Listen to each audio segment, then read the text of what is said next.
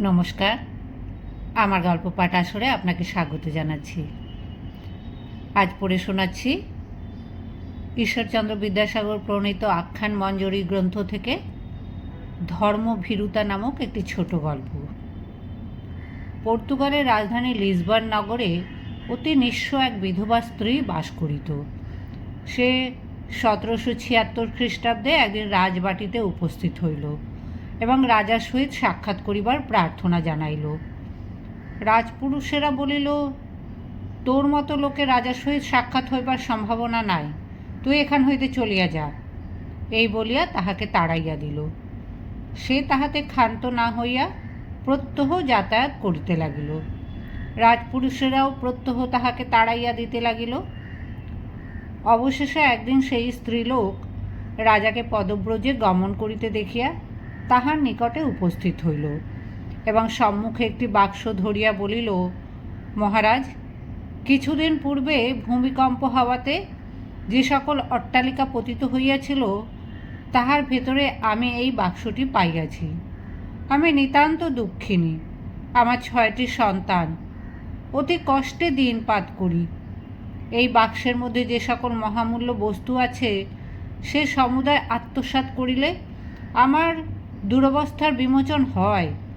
আমার পুত্রেরা ধনবান বলিয়া গণ্য মান্য হইয়া সুখে ও স্বচ্ছন্দে কালযাপন করিতে পারে।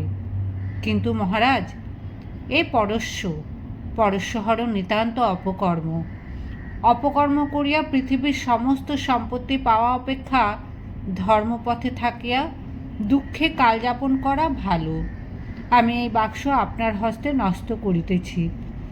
যে ব্যক্তি ইহার যথার্থ অধিকারী তাহার অনুসন্ধান ও অবধারণ করিয়া তাহাকে দিবেন, আর আমি পরিশ্রম করিয়া ইহা বহির্গত করিয়াছি, এজন্য আমায় কিছু পুরস্কার দেওয়াইবেন।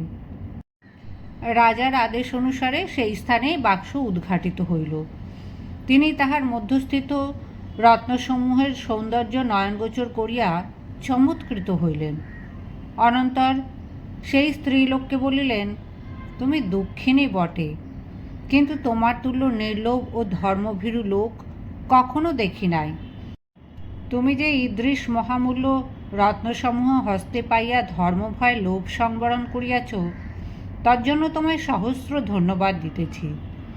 আজ অবধি তোমার দুরবস্থা মোচন হইল, অতঃপর তোমার একদিনের জন্য কষ্ট পাইতে হইবে না। আমি তোমার ও তোমার সন্তানগণের সম্পূর্ণ ভার গ্রহণ করিলাম। এই বলিয়া রাজা কোষাধ্যক্ষকে ডাকাইলেন এবং সেই দুঃখিনী বিধবাকে অবিলম্বে 20 পিয়াস্তর দিতে আদেশ করিলেন।